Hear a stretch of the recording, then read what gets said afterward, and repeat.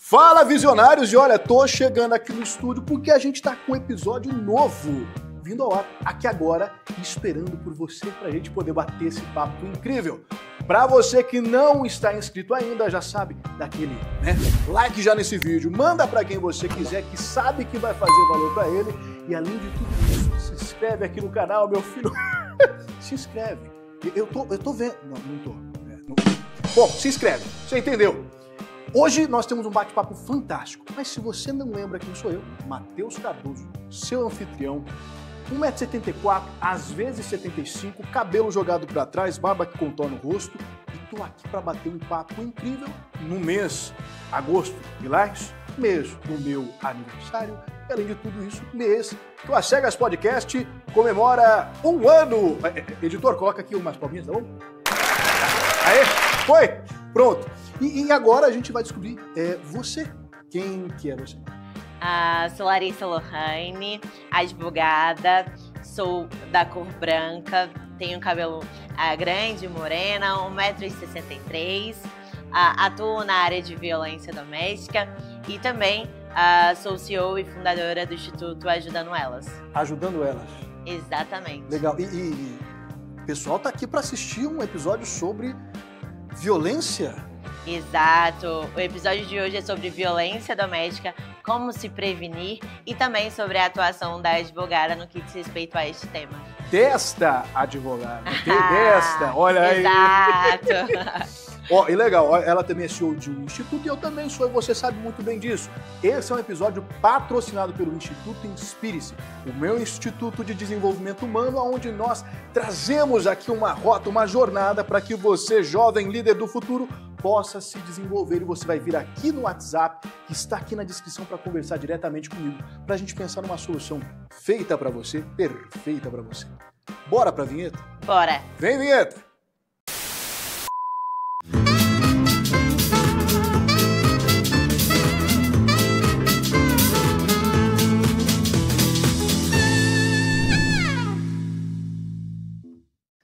Lari, para a gente começar de verdade, eu quero te fazer uma pergunta daquelas que são cabeludas e que eu gosto de fazer sempre. Me conta quem que é você, sem me dizer o que você faz.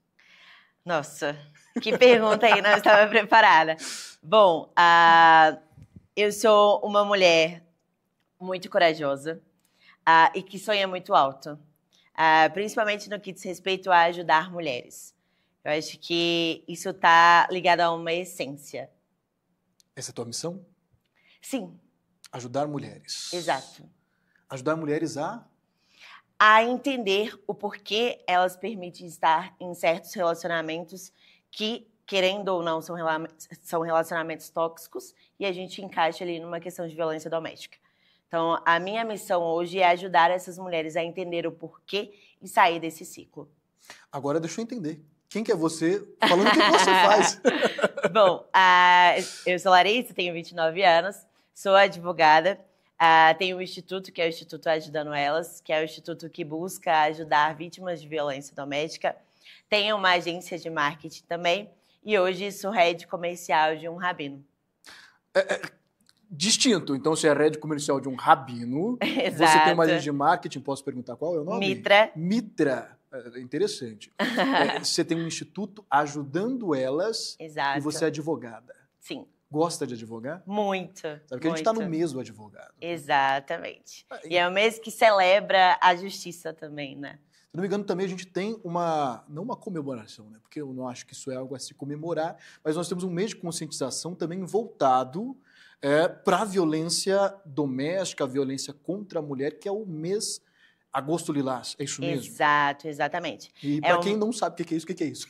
Então, agosto foi o mês em que nasceu ali a Lei Maria da Penha, né? Então, basicamente, a gente utiliza o mês de agosto em busca de prevenção, em busca de trazer para as mulheres como sair desse relacionamento, ajudar elas a entender sobre uma questão da violência doméstica, a prevenção, como sair, enfim, o mês é justamente em prol disso. Para conscientizar. Exato. Lari, você disse coisas muito interessantes, mas qual que foi o momento de virada de chave que Larissa, o que você prefere? Tanto faz, Lari, estamos em casa. Mas qual que foi o seu momento de virada de chave? Porque eu sempre acredito que a gente tem momentos na vida em que a gente tem aquele estralo, né? E de repente tudo muda e a gente fala, é isso que é a minha missão. Quando foi esse momento para você? Bom, foi quando eu estava dentro do escritório que eu trabalhava. Eu era parceira desse escritório e nós recebemos uma moça que tinha sido vítima de violência doméstica e eu comecei a perceber que ela não tinha voz. Que ela buscava recursos, mas não tinha voz. Então, de fato, isso veio no meu coração e eu falei, bom, agora é o meu momento. É o meu momento de ajudar essas mulheres e dar voz a essas mulheres que sentem que não têm voz no que diz respeito a este tema. E o que te tocou especificamente? Claro, não comentando sobre o caso em si de forma aprofundada, mas o que foi que te tocou no sentido, ela não tem voz, por que você sentiu que é a missão de Lari e não de outra pessoa justamente trazer essa voz à tona? Bom, eu acredito muito que é pela forma como eu lido, sabe?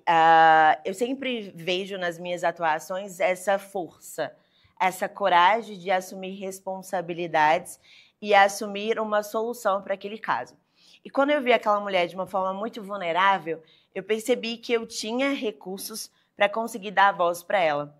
Então, e esse recurso era a minha profissão, né, lidar com o judiciário, e por eu ser mulher, eu meio que me coloquei naquele lugar e eu vi que não só ela, mas todas nós mulheres podemos estar diante de uma situação como essa. Então, se eu me vi naquela situação, como que eu iria sair daquilo? Então, eu comecei a refletir e literalmente achar soluções para atuar nesse âmbito. Ou seja, realmente buscar cuidar com aquilo que você tinha das pessoas que estavam sendo silenciadas. Então, você sentiu a dor dela e falou, essa dor aqui eu consigo ajudar a curar. Exato. E a dor dela, ela pode ser a minha dor, ela pode ser a dor de qualquer outra mulher que permite, que quer ter um relacionamento, que quer construir uma família. Lari, você falou que esse mês a gente está, na verdade, tratando sobre a comemoração do aniversário da Lei Maria da Penha. Uhum. É interessante, eu vou fazer aqui uma pergunta um pouco polêmica. Ok. E essa pergunta polêmica, ela vem justamente porque eu estou vendo que surgem hoje muitos debates em relação à Lei Maria da Penha. Né? A gente tem até documentários aí de uma...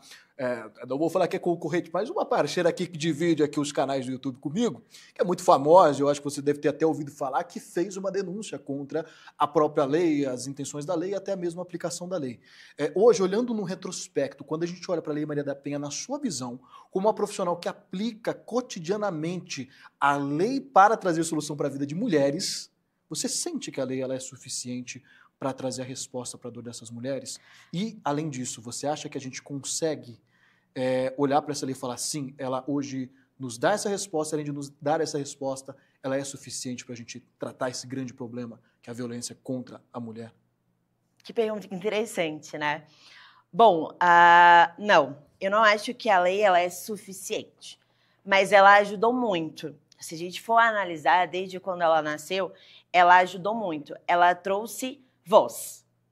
Porque, querendo ou não, antes, as mulheres não tinham algo que trouxesse ali limitações no que diz respeito ao homem e à mulher, no que tange a violência doméstica. Então, essa lei, ela que as pessoas não gostavam, né, de tratar um problema que fica, gente, dentro do âmbito familiar, né, o famoso em briga de marido e mulher, exato, ninguém mete a colher. Exato. Então, a gente vem muito disso, né? A gente vem numa questão do machismo, onde tem esse jargão, no que diz respeito em briga de mulher, não se mete a colher.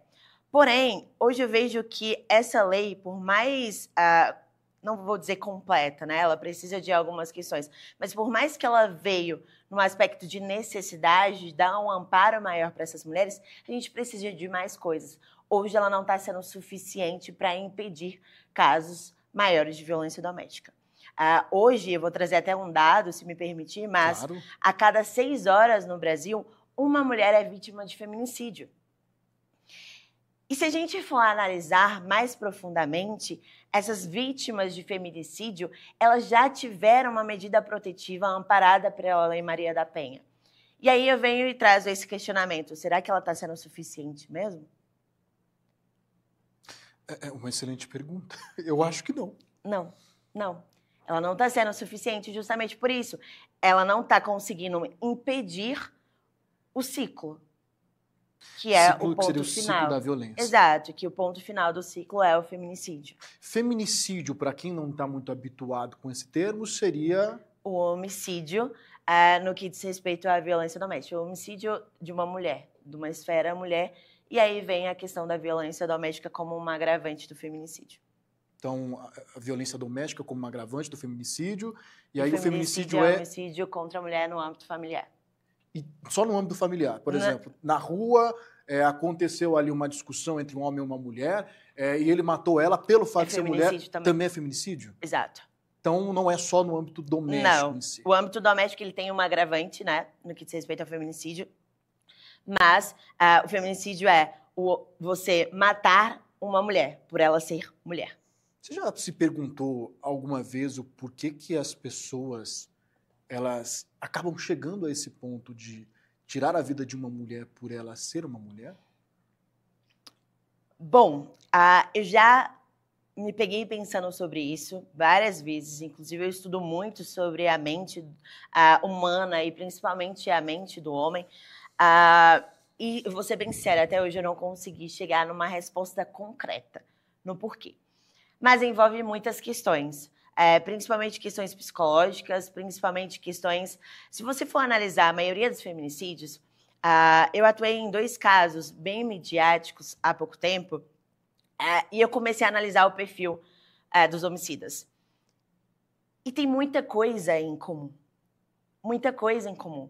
Principalmente uma inveja do que a mulher é possível, o que ela consegue conquistar, da presença dela. Sabe? Tanto é que, quando você for analisar uma questão da violência doméstica no âmbito de psicológica, o que ele mais afeta, o que o homem mais afeta, é o seu íntimo, é a sua autoestima. E por que isso? Porque a maioria deles tem uma certa inveja sobre como você se comporta, sobre a sua presença, entende? Então, um dos pontos mais comuns no que diz respeito a esses homicidas é o lado voltado para uma questão mais psicológica, por eles não se sentirem, por terem esse senso de inferioridade, talvez, entende? Entendo. Assim, é bizarro. Né? É muito bizarro, é muito bizarro, é muito bizarro demais. Isso. Mas é muito comum, é muito comum. Hoje a gente tem vários artigos que falam sobre isso, a gente tem vários diagnósticos, inclusive, com relação a isso. E as mulheres, elas se sentem seguras num contexto geral, no mundo que a gente vive? Não. Eu não sou uma mulher, então eu tenho dificuldade. Embora eu tenha muitos contatos, eu tenho conversado muito, eu quero entender isso um pouco mais a fundo. Claro, eu converso com a minha família, minha namorada, colegas, amigas, todas perguntando muito isso. Eu sinto realmente, muitas das vezes, isso vindo como um fator. E até justamente quando elas buscam um relacionamento, elas vêm justamente com uma palavra-chave. Eu quero achar segurança num relacionamento. Então, toda vez que eu escuto isso, sabe, Lara, eu começo a perceber que existe um senso de insegurança muito grande. Sim. O que é isso? Assim, genuinamente, eu quero entender isso falando do Matheus querendo pegar os seus óculos emprestados para enxergar o mundo pela sua lente, enquanto uma mulher que lida com isso cotidianamente. Tá. Eu vou fazer vamos dizer assim, uma aspas, no que diz respeito à questão que você trouxe de segurança, que, assim, eu não concordo, tá, com você querer buscar segurança em um relacionamento. Discordo completamente disso. E por que eu discordo? A partir do momento que você leva para o outro lado uma responsabilidade, você gera uma frustração. Quando a gente analisa para um ponto da mulher, para você entrar em um relacionamento, você precisa estar segura de si. Você precisa estar se amando. E isso é muito importante. E, além disso, no que diz respeito a uma segurança, no âmbito mesmo que a gente tem hoje, querendo ou não, o Brasil ainda é muito machista, e essa questão do machismo, ele interfere muito no que diz respeito à autoestima da mulher, aí sim a gente vem no porquê a mulher se sente insegura vivendo hoje num país que é machista, entende? Então, assim, o que a gente pode fazer para melhorar no que diz respeito a essa segurança? é literalmente você analisar o comportamento do homem hoje. Hoje, infelizmente, a maioria dos homens não querem nada. E quando eu falo não querem nada, não querem assumir um relacionamento que de fato é um relacionamento verdadeiro que nós mulheres buscamos, que é um relacionamento onde nós vamos ter cuidado, onde a gente vai ter essa proteção. E quando eu falo proteção, é uma proteção no que diz respeito aos nossos sentimentos. Porque hoje nós temos mulheres e cada dia que passa, as mulheres estão cada vez mais independentes. Isso é óbvio. Mas, se a gente for analisar, nós queremos essa segurança no que diz respeito a nosso relacionamento, aos nossos sentimentos. Você me ama mesmo? Me mostra que você me ama. Você quer mesmo o nosso relacionamento? Então me prove que você quer esse relacionamento mesmo. Com carinho, com cuidado, com respeito. É isso. Quando a gente para pensar no porquê que hoje muitas mulheres estão solteiras, é por conta dessa necessidade. Entende? De sentir que os seus sentimentos estão seguros. Exato, exato. Isso foi uma coisa interessante, nós vivemos um país machista. Eu tenho essa necessidade de entender um pouco mais o que você define como viver num país machista. Só para eu entender um pouco mais esse aspecto, porque quando a gente fala sobre ver uma constante segurança, em razão desse machismo, o que seria de fato esse machismo propriamente dito? Tá. É o excesso de masculinidade ou, na verdade, não tem nada a ver com masculinidade? É realmente uma ideia de machismo por machismo? O que é isso? Porque, de novo, eu vi gente lá do outro lado falando, não, gente, é porque, na verdade, tem gente que usa a Maria da Penha de forma perversa. Eu não sei, eu duvido que seja, que as pessoas utilizariam uma lei que vem para proteger de uma forma perversa. As pessoas estão olhando para a situação da violência contra a mulher e estão banalizando ela. Né? E assim... Eu, como estudante de Direito, na minha época de NPJ, uma das coisas que mais se batia lá na porta eram casos onde a mulher se sentia insegura, ela se sentia violentada até do ponto de vista processual. Bom, para quem não sabe, eu sou advogado também. É bom esclarecer. É melhor deixar claro, né? Porque assim a gente vai para a comunicação, aí de repente o pessoal fala, uai, do nada o cara fala NPJ, advogado, caso... pois é, sou advogado também. E eu lembro delas entrando, se sentindo violadas, seja processualmente e, sobretudo, de forma psicológica. E muitas vezes elas não achavam, e sinceramente não achavam que aquilo que elas estavam vivendo por parte do companheiro era uma situação de violência. Então, é isso que eu quero deixar claro para a nossa audiência, para quem está nos assistindo. O que seria esse machismo? Ele é uma questão de estrutura da nossa sociedade ou ele é uma questão geral, mais individual, de visão de mundo?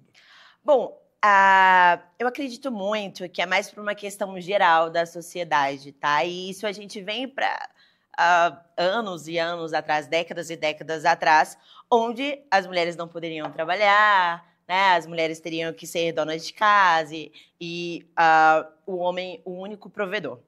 E aí, quando a gente vai para esse lado, isso é a minha opinião, mas também é baseada em muitos estudos. Quando você coloca uma questão de a mulher e o homem, a mulher dentro de casa e o homem é o único provedor, e há muito tempo atrás, a gente via que essa figura masculina, ela se sentia dono dessa figura aqui, por uma questão de vulnerabilidade, tá? Então, a mulher ela só podia fazer isso se ele autorizasse, a mulher só poderia sair se tudo em casa estivesse organizado. Então, essa questão do machismo, ela vai muito para uma questão de você realmente é dono dessa mulher? Porque hoje, se a gente for analisar, igual esse caso que o homem deu 60 socos na mulher dentro do elevador, se não me engano o nome dela é Juliana. 60 socos? 60 socos. De forma imediata, ele não parava. Soco, soco, soco. Ali você sente que a forma como ele estava era como se ele sentisse que ele estava dominando aquela mulher, como se ele sentisse que ele fosse dono daquela mulher. Então, o machismo está muito ligado a essa vertente de você ser uma figura de tanta autoridade que você sente que você é capaz de mandar e as coisas têm que ser exatamente daquela forma. E aí a gente vem para um outro ponto, que é o ponto da submissão, da mulher ser submissa ao homem, que hoje essa submissão ela está cada vez desconstruída. Se a gente for analisar para um aspecto bíblico, realmente as figuras femininas na Bíblia têm uma questão de submissão, mas é uma submissão com o seguinte significado: estar sobre a mesma missão, que é a construção de uma família. Não é você... opositora idônea, né, que se diz lá em Gênesis, capítulo 1, né? Exato, exato. É óbvio que a gente tem uma questão de a figura feminina e a figura masculina muito claro, né, nos livros bíblicos. Porém, hoje, a humanidade, e isso há décadas atrás também, ela não segue exatamente o que está ali escrito nas escrituras. Vai muito por esse lado de ser dono da mulher, entende? De ser dono do mundo. E isso, querendo ou não, prejudica muito. Então, só para entender, na verdade, você entende que o modelo bíblico ele não é ruim, o que aconteceu foi uma perversão do modelo bíblico ao longo do tempo. Então, o modelo bíblico era um modelo válido, um modelo justo, porque, como você disse, submissão, debaixo de uma mesma missão, e foi se transformando, na verdade, em algo um pouco mais perverso, porque se transformou, não, submissa significa que você está debaixo de mim. Exato, exato. E não é sobre estar debaixo, é estar sobre a mesma missão. É você estar no mesmo nível, mas com missões iguais e com papéis diferentes. Eu tenho até uma teoria que as mulheres elas são mais espiritualmente elevadas do que os homens. Com certeza, com certeza. O homem não consegue se conectar, tem que pegar e ajoelhar para rezar, tem uma dificuldade danada de conseguir conectar com o espiritual. Se eu for analisar numas questões de próprio relacionamento, quantas brigas eu já não tive dentro de um relacionamento porque eu enxergava algo. Porque nós, mulheres... Exatamente. Ele não ouvia, a situação acontecia, e aí ele vinha pro colo, né? Ele vinha chorar. Exato. E aí Gente, mas os homens hoje, eles precisam entender que Deus nos deu esse poder, que é o poder da intuição. A mulher, ela tem o sexto sentido. E isso é um poder que o Eterno nos deu, que o Criador nos deu. Então, o homem ele precisa se conscientizar disso. Se a gente for analisar casos de homens bem-sucedidos, e quando eu falo bem-sucedidos, não é numa questão financeira, numa questão de uma construção, na constituição de uma família, ele tem uma mulher que ele entende o papel dela dentro daquela família. Ele entende que aquela mulher ela tem uma intuição muito aflorada, porque o Criador proporcionou isso para ela. Pois é, acho isso fantástico. E a gente entrou nesse assunto, mas só para a gente voltar, então, para finalizar. Sim, vamos lá. Então, mudou-se, a gente foi para a perversidade desse conceito, e isso fez com que o homem, atualmente, ele tivesse essa visão, algumas décadas atrás, talvez, na sua visão, se perpetua até hoje nos nossos dias, de que, na verdade, a mulher ela está como um objeto, que ele é proprietário. Exato. Objeto mesmo? Objeto mesmo. E não só objeto, uma questão de troféu, sabe? Se a gente for analisar hoje... O povo até brinca, né, com esse negócio, eu quero ser esposa troféu, né? O povo banaliza demais esse negócio. Mas a questão do troféu que eu ia comentar é uma outra versão, que é... Ele analisa aquela mulher, né, toda linda, toda delicada, com aquele corpo lindo, maravilhoso, e aí ele vai levar essa situação para a sociedade como se fosse um troféu, como se fosse uma conquista. Mas esquece que o troféu, para ele ficar bonito numa estande, ele precisa ser lapidado. E aí que vem, qual que é a lapidação? É o cuidado, é o amor. A gente tem essa questão de beleza mesmo. A mulher tem esse papel. A mulher gosta de se sentir cuidada, de se embelezar. E isso é ótimo para o homem também. Mas eles esquecem que precisa dessa lapidação. E aí, a questão do troféu, ela está mais por esse lado de conquista. Eu conquistei, ok? Isso é meu. E aí vem muito o ciclo da violência doméstica. Porque se a gente for analisar mais profundamente, o ciclo da violência doméstica, ele começa exatamente ali, nessa conquista. Ciclo significa que tem etapas. Exato. Quais seriam as etapas? Bom, a primeira etapa é basicamente o romantismo, que a gente chama, né? É o momento da conquista. Então, é onde vocês, de fato, estão ali se conhecendo e tudo. E é o momento da conquista, é o momento onde tem muito romance, tem muito cuidado, tem muito carinho. Só que a gente precisa se atentar a essa forma de carinho.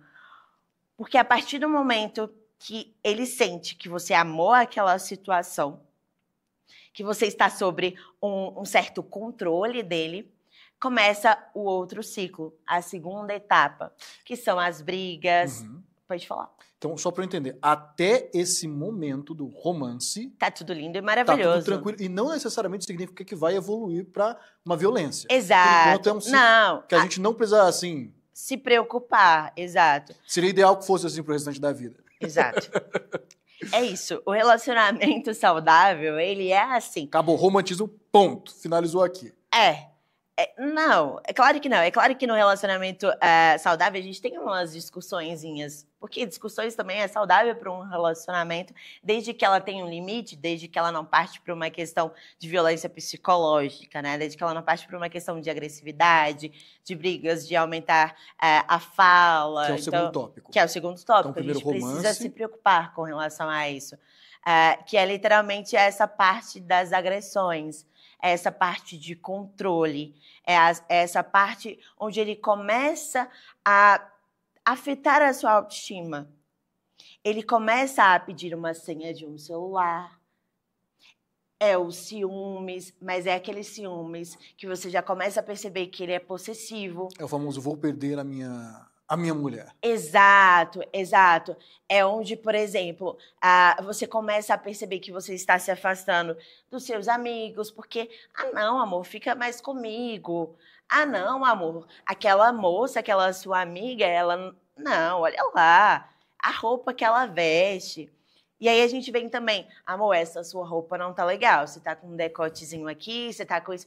Então, esse já é o ponto onde a gente começa a despertar, a gente precisa despertar, que é o ponto do controle, é onde ele já começa a te controlar. E você, como está apaixonada demais por conta da primeira etapa, você não consegue perceber esses sinais, entende? E aí vem discussão, discussão, discussão, discussão, brigas e brigas, porque você está saindo de uma zona que era confortável para você, que era a questão de ter um ciclo de amizade legal, um relacionamento legal. Isso já começa a te deixar, que a gente vai para a terceira etapa, já começa a te deixar preocupada, só que ao mesmo tempo você não quer sair daquilo, você começa a se questionar. Não, os ciúmes dele é normal, porque ele me ama e quem ama tem ciúmes. Não, realmente minha roupa não tá legal. Então você começa a se auto-questionar com relação a isso, você começa a se sentir culpada por aquela situação. E aí você até, no próximo ciclo, começa a se questionar, será que eu preciso terminar esse meu relacionamento mesmo ou não? E aí que ele começa no ponto de não. Ele começa a perceber que você já está se questionando e ele volta à fase de novo. O romantismo. Flores, chocolates, te amo pra cá, te amo pra lá, viagem, ostentação e etc e tal. E aí é a parte que a gente precisa mais se preocupar. Essa parte ela é uma parte muito perigosa, porque o próximo passo, se você não sair disso, infelizmente, é o último ciclo, que é o feminicídio. Que é onde ele já te controlou tanto, é onde essa autoestima já está tão baixa, que eu até costumo dizer, e foi uma frase que eu utilizei no podcast que eu fiz com a Jerusa Defende, que nesse caso tem duas alternativas. Ou são casos de suicídio, se você não sai, tá? Ou o feminicídio. O suicídio por quê? Mas é realmente assim, tipo, não tem uma escapatória além disso? Se você não sai. Se você não se atentar para aquela situação e permitir sair do relacionamento, ou você vai suicidar porque sua autoestima está muito baixa, e infelizmente tem casos relacionados a isso, a mulher se questiona o porquê que ela está vivendo.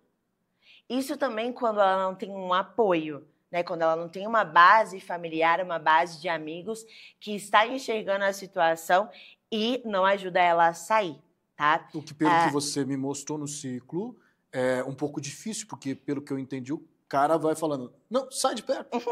Sua família é tóxica, sua amiga é tóxica. Exato. E a outra opção, infelizmente... é o feminicídio. Uau. E é muito triste, tá? É muito triste, até pra mim, mulher, falar isso. Porque, como eu te disse, os dados mostram claramente, a cada 6 horas no Brasil, uma mulher é vítima de feminicídio. Nossa. É pesado, porque a gente não para pra pensar, mas, infelizmente, pode ser alguém próximo da gente. Sim. E se eu puder, né, até deixar uma dica, principalmente para as mulheres que estão se relacionando e já sentiram ali algum sinal no que diz respeito a um relacionamento abusivo, se comunica, conta a situação para uma amiga, se abre para uma amiga, busque uma psicóloga, porque eu sei, é difícil você sair de uma situação assim. É difícil você enxergar que, de fato, você está num relacionamento abusivo. E, principalmente, para você que quer construir uma família, eu sei o quão é difícil você assumir para si mesmo que você está num relacionamento abusivo. Mas, a partir do momento que você encontra sinais dentro do seu relacionamento, começa a conversar. Se abre, conta para sua mãe, conta para sua irmã, ou até mesmo para sua melhor amiga, para você... não se sentir julgada, porque hoje, se a gente for analisar, e eu converso muito com as minhas clientes, o maior medo delas é se sentirem julgadas. E por isso que muitas fiquem caladas, silenciam, justamente com medo do julgamento, entende? Então, julgamento externo, de quem tá próximo? E dentro da própria família. Então, assim, hoje, o que a gente mais precisa, principalmente no que diz respeito à violência doméstica, é que a sociedade esteja preparada para ouvir sem julgar. Porque hoje, se você julgar, amanhã a próxima vítima pode ser você. Entendi. Eu tenho 2 perguntas, a gente vai na sequência, eu vou fazer elas devagarzinho para a gente poder chegar lá. Eu tenho... é engraçado que eu me empolgo falando. Não, mas isso é ótimo, é ótimo. Porque a gente está aqui justamente para trazer informação, a gente não tem que ficar aqui com o Matheus toda hora. Não, quem tem que falar é você mesmo. Uma dúvida assim, real. Porque o controle, a gente taxa algumas coisas de controle, só que às vezes esse controle pode ser cuidado. Por exemplo, existem casos em que alguém pode chegar e falar, olha, toma cuidado com esse tipo de comportamento, porque isso daqui pode ser prejudicial para você. Isso um chefe pode falar para uma subordinada, um pai falar para uma filha, até um namorado fala também no contexto até romântico mesmo. Amor, toma cuidado com isso para isso não te prejudicar. Quando que a gente começa a realmente ver a diferença entre o cuidado e o controle? Porque às vezes realmente pode vir ali uma sugestão de cuidado. Só que hoje as pessoas estão taxando as coisas tão preto no branco que elas não conseguem enxergar que tem uma linha tênue, né? Uma zona cinzenta. Como que a gente diferencia isso um pouquinho? Tá, eu acredito muito que não é só um sinal que um relacionamento é abusivo, que um controle te dá. Então, você vai perceber, a mulher, ela precisa escutar a própria intuição. Ela vai perceber quando aquilo é carinho, quando aquilo é cuidado ou quando aquilo é de fato um controle. Então, por exemplo, nós estamos aqui numa situação e tudo, e aí tem um relacionamento, ok? Uhum. Tem uma pessoa que ela está se relacionando e a outra vai falar assim, olha, amor, eu tô com essa roupa aqui, a gente vai sair, o que você acha dessa minha roupa? Nossa, amor, você está maravilhosa. Só que eu acho que esse decote seu aqui não tá muito legal, o que você acha? Ou seja, tem uma linguagem mais tranquila, a famosa utilização da CNV, comunicação não violenta. Exato. Agora, a outra situação é, que isso, amor? Aí os homens vão ficar olhando demais pro seu decote. Você entende?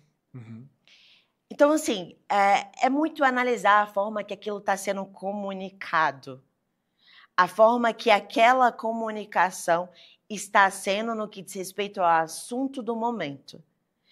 Então, não adianta você se comportar no seu relacionamento com uma roupa, ok? Para sair. Então, eu vou sair com essa roupa aqui, meu namorado vai falar que essa minha roupa tá elegante, mas o decote dela está um pouco aparente demais. E o outro exemplo que eu dei é ele falar que os homens vão olhar. Porque sempre uma situação de controle, ela está relacionada a uma insegurança da outra parte. Em qualquer aspecto. Em qualquer aspecto. Às vezes não é pela questão do físico da mulher, mas, por exemplo, pode ser por outras razões? Exato, exato. E aí, como eu te disse, a questão da autoridade, a questão da presença da mulher. Então, a mulher, ela vai sentir, literalmente, no comportamento do homem, no que diz respeito à própria comunicação, à Isso própria já é uma linguagem violência? dele. O que você pergunta? Essa questão, por exemplo, da fala, esse decote aí, os homens vão ver, Isso já é um considerado- sinal. Isso já é um É sinal. um sinal de violência. É um sinal de violência. É um Mas, sinal por de- exemplo, isso vai escalonar para o quê? Vai ser necessariamente Ele para o vai- cara pegar e bater na mulher, por exemplo? Não. Ou pode ser outras coisas além dessa Não. violência física? Ela vai escalonar para uma violência moral. Que seria? Então ele vai falar: tá parecendo uma vagabunda, tá parecendo uma puta, entende? Porque isso já começa a afetar a sua autoestima. E aí você já começa a se perguntar. Mesmo a mulher já segura de si. Nossa, mas será que eu realmente estou parecendo uma vagabunda? Uma puta? Você já começa a taxar. Exato. E Exato. depois da moral, vai para uma... E aí pode vir uma violência psicológica, uma violência física, até mesmo entre elas uma violência O patrimonial. que seria essa violência patrimonial? É quando ele começa a afetar os seus próprios bens. Eu vou trazer um caso que eu atuei. Ó, Esse caso é tranquilo porque esse caso foi midiático e ele é um caso, assim, maravilhoso no que diz respeito a exemplo. Existia um casal e ela maravilhosa, uma mulher que gostava, assim, literalmente de cuidar de todo o seu físico, tá? Academia, estética, etc e tal. famosa top model. Exato, maravilhosa. E existia um cara que ele gostava, ele tinha uma insegurança por trás, isso é óbvio, tá? Principalmente no que diz respeito ao ciclo e à forma como foi cometido o crime. Mas era um cara que gostava de se ostentar muito. E se a gente for analisar a maioria dos casos de violência doméstica, existe isso, tá? Ele era rico pra caramba. Exato. Então ele gostava de se ostentar muito. E aí chegou um momento em que essa ostentação dele não conseguiu se Ficar manter. par a par. Se manter. E aí, como ele queria manter esse status e o financeiro dele já estava abalado, Então ele começou a ficar pobre. exato, ele começou a fazer dívidas com agiotas. Agiota pra lá, agiota pra cá, para manter aquele status. E aí, o que aconteceu? A vítima, ela era uma pessoa que gostava muito de trabalhar. Ela não tinha uma família que tinha condições financeiras, mas ela buscava muito. Ela era uma pessoa completamente independente. Então, ela estava sempre trabalhando e tendo o dinheiro dela para manter as coisas que ela gostava. E aí, bem no início do relacionamento deles, ela guardou um dinheiro em casa e só 2 pessoas sabiam que tinha a existência desse dinheiro lá. A mãe dela e o namorado. E aí, o que aconteceu? Esse dinheiro desapareceu. E ela começou a se questionar, porque óbvio que não era a mãe, né? Ela tinha uma relação muito boa com a mãe. E ela começou a se questionar, não é possível que é meu namorado. Mas guardou Ela estava até aquilo. preferindo acreditar que tinha sido a mãe para não falar que foi o Exato. namorado. E aí ela guardou aquilo. Resumo. Chegou a situação de que os agiotas começaram a ir até ela. E você sabe como os agiotas são. E começaram a ameaçar. O que ela fez? Ela tinha um dinheiro guardado. E para resguardar toda a situação, ela foi lá e pagou. Pagou a agiota. Pagou a agiota. E aí, ele continuou fazendo mais coisas. E aí, nesse meio tempo, existia muito ciúmes, existia muito controle, existia já sinais de um relacionamento abusivo, principalmente porque ele não gostava da questão da forma como ela se vestia, então ele sempre questionava, da forma da presença que ela tinha, das amizades, então ele começava a afastar ela daquelas situações. E chegou um tempo que ela falou, olha, eu quero terminar. Terminou. E aí o que aconteceu? A família dele viu que ele estava mal com aquela situação, entrou em contato com ela, falou, olha, por favor, fica amiga dele, enfim. Resumo. Eles se tornaram amigos. E aí, em um determinado dia, eles foram convidados para ir num aniversário de uma amiga dela. E aí, eles iam juntos. Nesse dia, ele buscou ela numa casa de estética que ela tinha ido. Eles foram para a casa dela. E aí, o que aconteceu? Ela foi para a academia. No que ela voltou, eles entraram numa discussão, muito provavelmente relacionada à questão financeira. E essa discussão levou ao feminicídio. Ele deu um soco nela, um soco na boca. Imediatamente, ela correu para o banheiro. Correu para o banheiro, se trancou no banheiro, mandou uma mensagem para uma amiga dela. Amiga, aconteceu uma coisa séria aqui. Preciso ir para a delegacia. Ele arrombou a porta e asfixiou ela. Tem toda mais umas questões mais complexas por trás, mas o foco a partir do momento que ele matou ela, você não tem noção da primeira coisa que ele fez. Isso tudo através de perícia a gente conseguiu ter acesso. Ele utilizou a conta bancária dela. Ele tentou fazer saques com...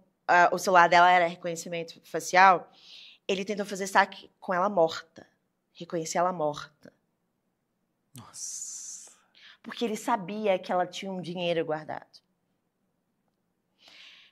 Então, assim, esse caso, nós conseguimos... ele pegou 29 anos. Muito pouco comparado a toda a situação. Mas nós conseguimos demonstrar claramente que existia ali uma violência completamente patrimonial. Ele adquiria dívidas sabendo que ela tinha um dinheiro guardado. E que ela ia uma hora pagar essa dívida. Exato. Por ele, exato. Por bem ou por mal. Exatamente. Então, essa violência patrimonial, ela está muito ligada a essa questão de bens. A prejudicar os seus próprios bens. A acessar os seus bens como se fossem nosso. Entende? De forma que aquilo possa te prejudicar. Que foi o que aconteceu com ela. Nossa, que pesado. Eu não sei se o pessoal lá em casa consegue sentir isso, mas dá para sentir na sua voz o quanto que isso acaba por doer dentro de você. Eu acho que dói em qualquer ser humano. Quando se fala 29 anos é pouco porque não existe tempo que você substitui aquela vida. Não existe. Aquela mulher não vai conseguir voltar. Não existe. E o trauma para a família? Exato, exato.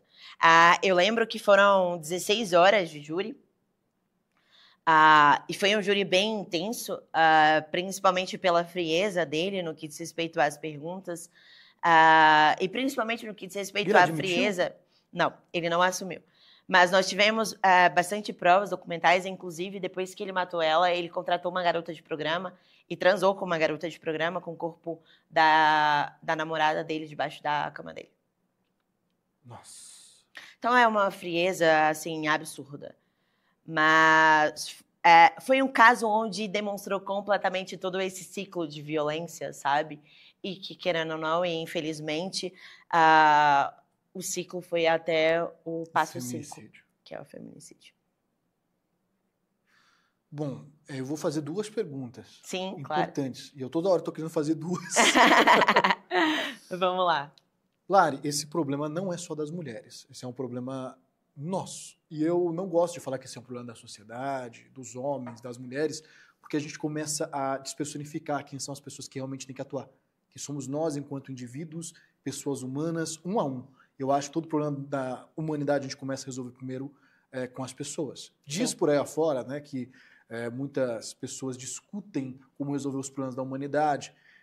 Einstein tinha uma solução para isso. Dizia, primeiro a gente acaba com a guerra, a violência na cabeça dos homens. Exato. E depois a gente acaba com a violência, a guerra no mundo. Exato. Esse não é um problema da Lari como advogada ou da Lari como pessoa, do Matheus como advogado, do Matheus como pessoa no sentido geral. Mas como que eu, Matheus, que sou um homem, independentemente da minha religião, sexo, raça, cor, status social, como eu posso fazer para conseguir resolver esse problema de alguma forma? Pra, pelo menos contribuir com um pequeno tijolo para trazer uma solução para esse problema. Tá. E aí eu vou analisar você como uma figura masculina, tá? E aí isso fica um recado para todos os homens. O não é não. Certo. Esse é o primeiro ponto. O segundo ponto é respeitar os limites de toda mulher. E entender que o cuidado, ele vai muito além de uma questão de sentimento, tá? E no que diz respeito a casos que já aconteceram, é ter uma escuta ativa. Então, é muito provável que você tenha amizade com mulheres. Então, busca sentar com elas e conversar com elas, entender como estão esses relacionamentos, como que ela está se sentindo dentro daquele relacionamento. Eu acho que a primeira coisa que a gente precisa fazer a gente tem uma amizade, essa amiga se relaciona, vamos conversar com ela, vamos entender como está esse relacionamento? Porque hoje, a maioria das mulheres, elas se silenciam justamente porque não tem uma escuta ativa. A tal da rede de apoio? Exato, é a tal da rede de apoio. Nossa. Exatamente.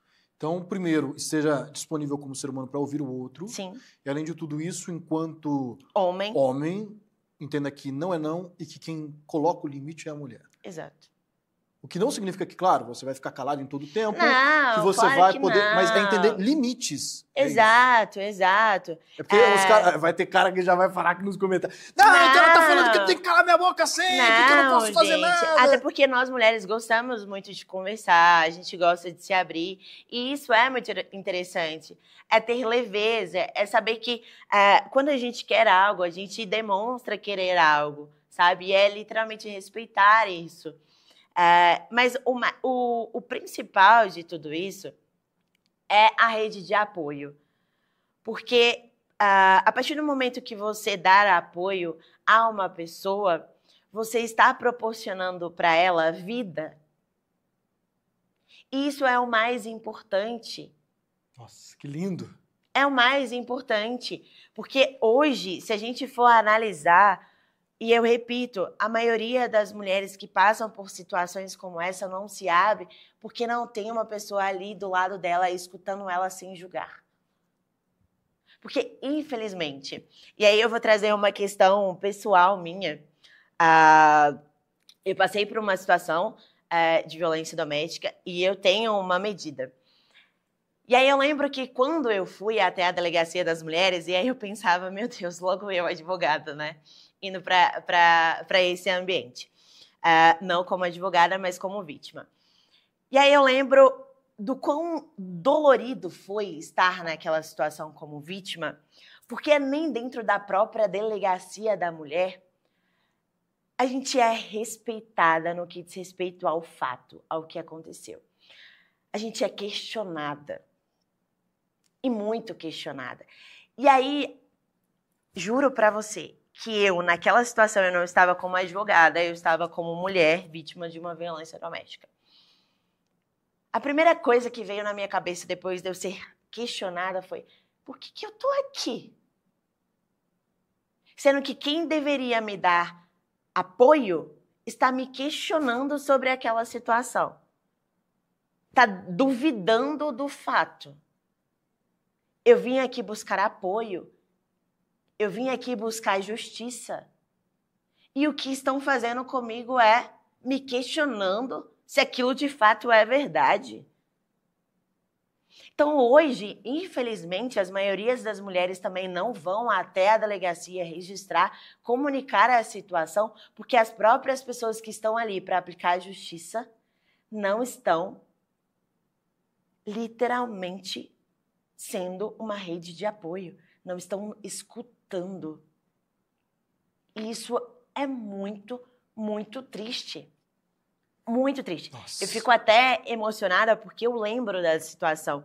E como eu já atuei em vários casos, e eu escuto muito o outro lado, E eu questionava as mulheres como foi o seu atendimento ao registrar o boletim de ocorrência, ao pedir a sua medida protetiva. Foi assim, doutora. Eu não quero voltar lá nunca mais. Se a minha medida protetiva for descumprida, se ele descumprir a medida, eu não volto lá para falar. Nossa. Entende como é triste? Entende que, de fato, este problema, a lei não ser tão eficaz, é por uma ausência de aplicabilidade de muitas coisas, principalmente da escutativa? Que é, na verdade, uma habilidade puramente e unicamente humana. Isso não tem nada a ver com profissionalismo. É interessante, né, que a gente vê os caras vendendo nas cartilhas que uma das boas habilidades para que você seja um bom profissional. Que profissional o quê? Você é humano. Exato. Escuta o outro. Exato. Escuta. Escuta, não duvida. Se ela tá ali se abrindo com você, escuta. Tem verdade, tem dor, tem silêncio. A hora de apurar a verdade, deixa para um segundo momento. Exato. Quando, né, o problema estiver Exato, bem seja humano. Lari, até indo nesse sentido, eu sei que você tem atuado muito para isso, mas antes de eu entrar na sua atuação bem rapidamente, Claro. eu quero te fazer a pergunta, e o advogado? E aí, o que a gente faz para esse advogado melhorar nesses casos? O que o advogado precisa de ter? Porque já aproveitando no mês do advogado, a gente dá esse recado para eles. Porque eu sinto que é a classe mais difícil de lidar em todos os sentidos. Falo porque eu sou. Mas eu concordo também. Eu falo que quando entra meu lado advogado, meu Deus. Sai de perto. Sai de perto. Sai de perto. Mas, bom, primeiro ponto é literalmente deixar o seu lado profissional e ser humano. Literalmente, então, escutar a vítima. Tira o paletó, tira a gravata e vai ser gentil. Exato. Escuta, entende o que está por trás de toda a situação e não vai só numa questão processual, né? Nós, advogados, a gente sabe de todas as leis e a gente busca sempre atuar de acordo com aquela lei. Mas no que diz respeito a esse fato, né, a esse ponto da violência doméstica, você precisa deixar um pouco de lado o seu profissional, o seu paletó e ser humano. Então, entender o que está por trás. Essa pessoa, ela precisa do quê nesse primeiro momento? Ela precisa de um abrigo porque ele está em casa? Ela precisa de uma terapia? Ela precisa de uma assistente social? Ela precisa de qual apoio? Essa é rede de apoio.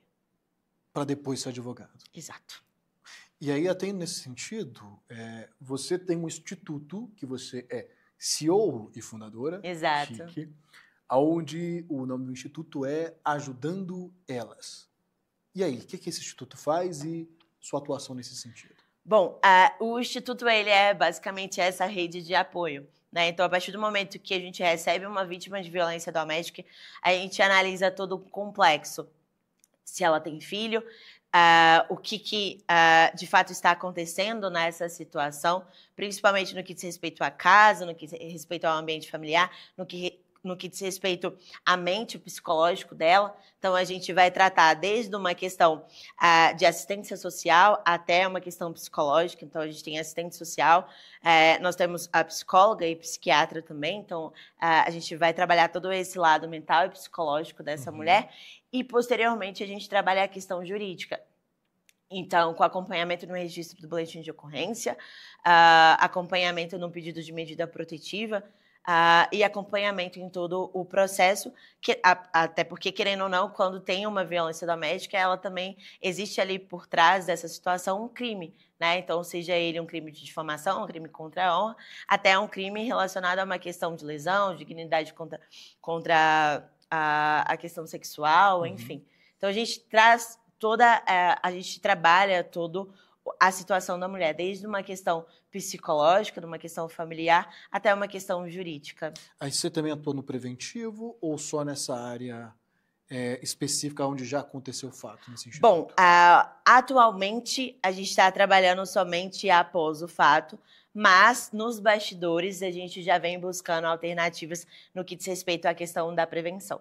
Ou seja, daqui um pouco vamos ser aí, Lari Lorraine, nos maiores palcos ensinando a como, de fato, ser um ser humano melhor e a respeitar as pessoas. Exato, exatamente. E principalmente no que diz respeito a trabalhar a autoestima da mulher. Né? Eu acho que, assim, atuando em vários casos no que diz respeito à violência doméstica, eu vejo que tem um ponto muito importante nisso, que é principalmente trabalhar a ausência paterna, trabalhar a autoestima da mulher, trabalhar a independência da mulher. Então, isso é muito importante para uma questão da prevenção de um relacionamento abusivo. E você também atua nos casos de feminicídio, pelo que eu entendi. Exato. O Instituto também está nessa pegada? Sim, o Instituto também.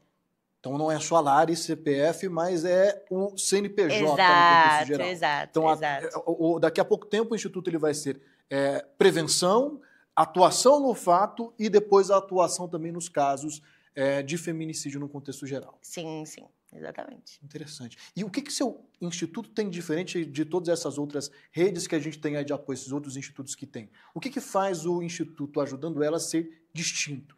Bom, é literalmente trabalhar o profundo da mulher. Porque não adianta nada eu acompanhar todo esse processo dela e solicitar uma medida protetiva sem trabalhar o que de fato está acontecendo dentro dela. Porque amanhã ela pode entrar num novo ciclo, em um outro relacionamento que é um relacionamento abusivo. Então, a gente trabalha no porquê. O que fez com que ela se permitisse estar dentro desse relacionamento? É algo interno? É a ausência paterna? Então, atuando em diversos casos, o Instituto ele conseguiu captar pontos comuns no que diz respeito a uma mulher sair de um relacionamento abusivo e entrar em outro relacionamento abusivo. No porquê. Então, hoje, o Instituto, o diferencial do Instituto é isso. A gente trabalha a essência, a gente trabalha o profundo. Você vai na causa para trazer uma solução dos reflexos. Então, você vai na causa para trabalhar os reflexos também. Exato. Fantástico. Para que esse ciclo não se repita. Fantástico. Parabéns por isso. Obrigada. São poucas pessoas que têm, né, essa vontade de realmente decidir atuar para resolver o problema. Tem muita gente que critica, mas não senta na mesa para resolver. Exato. E como que o pessoal acha o Instituto? Então, o Instituto não está com rede social. Por enquanto. Por enquanto. Mas tem um site, Instituto Ajudando Elas. Estão lá, explica exatamente como que funciona, qual é a nossa missão, quais são os nossos valores e como ajudar também. E se o pessoal tiver dúvida, pode contatar você também. Exato. Meu Instagram é @byLariLorraine. By é BY-Lari e o Lorraine seu é? É LORRRAYNE. Perfeito. A gente não tá acabando, não. Maravilha! Agora eu vou entrar nas perguntas filosóficas, porque quem eu trago aqui, eu quero poder enxergar o mundo através dos olhos deles. Maravilha! Sabe, né? Eu tô aqui às cegas podcast, porque a gente quer pegar aqui um pouquinho da minha experiência como pessoa com, pra você que não sabe, deficiência visual. Meu bengala é verde. Depois você vai lá no meu Instagram e descobre por que a bengala é verde. A logo também Maravilha. É verde. A logo também é verde, tá bom? Eu vou explicar pra você depois. Bom, para poder enxergar o mundo através dos olhos dela, eu entendo que isso é a coisa mais fantástica que Deus pôde me ensinar como lição, que é justamente enxergar o mundo através dos olhos das outras pessoas. Vamos explorar isso. E aí, vamos lá. Todo dia. Lari, se você tivesse que voltar hoje, no seu passado, mocinha lá de 17, 18 anos, porque hoje eu trabalho com jovens. Sim. Eu gosto de tratar com esse cara. Tá lá com os 17, 18 anos e tá falando, o que eu faço? Se você estivesse voltando hoje com 17 para 18 anos de idade, o que você faria para chegar tão rápido onde você chegou hoje? Eu escutaria mais a minha intuição. Sério? Sério. Por quê? Sério. Porque desde essa época, eu sentia que eu tinha algo relacionado a mulheres, sabe? Só não sabia o que era. Exato. Só que eu não sabia o que era. Mas eu tava sempre... a nossa intuição, ela fala muito, né? E aí eu ficava sempre me questionando. Não, isso é bobagem. Não, você tá doida. Não, como assim? Então, hoje, o que eu faria é justamente isso, escutar mais a minha intuição. Um ótimo conselho. Outra pergunta que eu tenho para te fazer, que ela é muito legal, geralmente, os melhores conselhos que a gente recebe na nossa vida vêm de quem nós mais amamos. Todos os melhores conselhos que eu recebi, as pessoas me amavam muito. Até porque quem não me ama não vai me dar um conselho bom. Vai dar um conselho ruim. Óbvio. Porque quem ama quer o bem, né? Exato. Eu acho que esse é até o lema que a gente tem nas grandes causas, né, de luta contra a violência. Qual foi o melhor conselho que você já recebeu na sua vida? Bom, literalmente, foi um conselho da minha avó. Vovó, qual era o nome Exato, dela? Maria Madalena. Maria Madalena. E ela falou, acredita em você. E hoje, se a gente for analisar, o que a gente mais precisa é, de fato, acreditar no nosso potencial. Se você não acredita em você, quem vai acreditar? Então, o conselho que ela me deu, literalmente, eu estava passando por uma situação que eu ia sair de um escritório que eu trabalhava, enfim. E eu ficava meio que duvidando do meu potencial, assim. E ela falou, acredita em você. Ela ainda está conosco? Não, infelizmente ela faleceu no ano passado. E isso literalmente ficou marcado, sabe? Assim, como um dos melhores conselhos da minha vida. Que prova que ela ainda está viva em você. Exatamente. Deixou esse conselho Sim. que vai para a posteridade. Sim. E eu tenho certeza que ela está bem orgulhosa. Com certeza. Por eu ter acreditado. Eu não tenho dúvida disso. Eu tenho a máquina do tempo. Você acredita? É? Essa cadeira que você está sentando aí. Inclusive, o estúdio está me emprestando ela, ele não sabe que eu tenho uns poderes mágicos para fazer você viajar no tempo. Vamos viajar no tempo? Vamos lá. Vamos viajar no tempo. Você está viajando no tempo e, de repente, você deixou uma mensagem, né, para o mundo lá no futuro. E agora você está pegando, lendo essa mensagem, você leu e você falou, foi essa mensagem que eu deixei no mundo.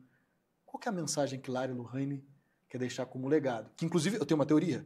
Legado e herança são coisas distintas. Né? Você não vai deixar isso como herança, você vai deixar como legado. Porque a herança é o que nós deixamos para o outro. O legado é o que nós deixamos no outro. O que a Lari Lohane vai deixar no mundo, nas pessoas? Bom, existe uma frase que ela me define muito, sabe? Que é baseada no conselho que minha avó me proporcionou, que é você é capaz de conquistar tudo aquilo que você almeja. Acreditando nisso, vem muito pela questão do Instituto, eu almejo muito o Instituto, né? E principalmente o potencial que ele tem. Então, o legado que eu penso em deixar é literalmente isso, é você saber que você é capaz de conquistar tudo aquilo que você almeja e está muito voltado a uma questão de essência. A partir do momento que você consegue ajudar tantas pessoas, você é capaz de conquistar tudo aquilo que você almeja. Porque eu penso que herança, a palavra herança, ela está muito ligada a uma questão material. Sim. E é óbvio que a gente quer conquistar muitas coisas e deixar para os nossos filhos. Mas, para mim, o que eu quero deixar para minha herança familiar é a minha filha ou o meu filho olhar e falar, poxa, a minha mãe, ela ajudou tantas mulheres a sair de relacionamentos abusivos, a conquistarem a sua própria autoestima. Então, isso para mim vai ser o maior presente, assim, sabe? E é, de fato, perceber que eu deixei um legado nessa vida, que é ajudar mulheres. Fantástico. Fantástico. Lari, qual é o livro que não pode faltar de jeito nenhum na cabeceira para a pessoa poder enxergar muito além, para ela mudar a visão dela? Tá. E aí, é até engraçado, eu já li vários livros, mas o que mais me toca quando fala em questão de livro é a Bíblia. A Bíblia. A Bíblia. Né? É literalmente a questão do nosso Criador. É o que ele deixou pra gente, toda essa experiência, né, do mundo. E mais profundo ainda, para mim, em questão de mulheres assim, é o livro de Ruth e o livro de Esther. Que são mulheres fantásticas no que diz respeito às escrituras e que são mulheres que deixaram legados, que mostraram literalmente o poder de uma mulher, sabe? Voltado para uma questão de propósito, voltado para uma questão de personalidade e lealdade. Então, para mim, o livro mais importante são as escrituras e mais profundo ainda é o livro de Ruth e de Esther. Uau! Você é a primeira pessoa que dá um livro da Bíblia para a pessoa ler. Aqui no... Sério? Primeira. As pessoas geralmente falam, a Bíblia. Isso é fantástico. Mas você é a primeira pessoa que fala, não, lê o livro de Ruth. Lê o livro de Esther. O livro de Esther, fantástico, né? É maravilhoso, fantástico. É maravilhoso. O que ela fez pela herança dela, né? Pelo povo dela é... Mostrou esse problema também, viu? Inclusive o tio dela falou, problema é teu, viu? Resolve. Resolve. E não foi lá que ela resolveu. Pois é. Mas na classe. Ela sabia o poder dela. Ela sabia o que é ser mulher, o papel da mulher. e com a clareza, com a tranquilidade, E fez com isso a sem gritar. comunicação assertiva. Sim, fez sem gritar. Exato. É porque quem sabe do próprio valor não precisa gritar. Exato. Quem sabe do próprio valor gera valor.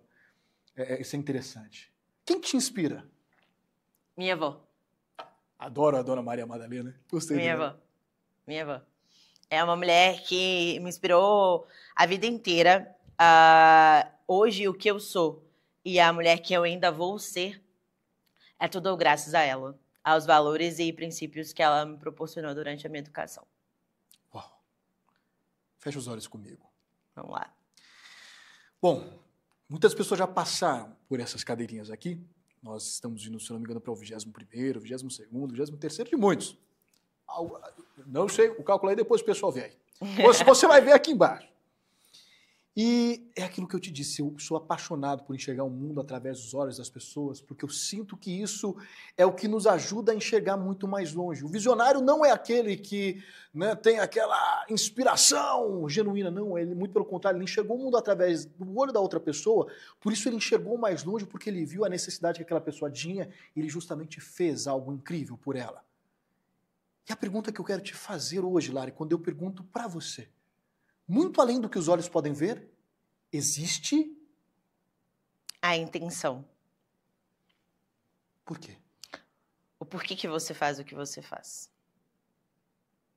A intenção, ela vai muito além de uma questão material. Ela vai no seu profundo, ela vai na sua essência.